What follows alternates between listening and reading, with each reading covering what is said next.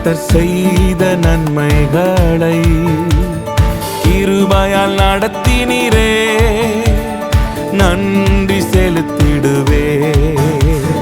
கிருபையால் நடத்தினீரே, நன்றி செலுத்திடுவே. நன்றியோடு நான் பாடிடுவே கர்த்தர் செய்த நன்மைகளை. கிருபையால் நடத்தினீரே, நன்றி செலுத்திடுவே. கிருபையால் நடத்தினீரே, நன்றி செலுத்திடுவே.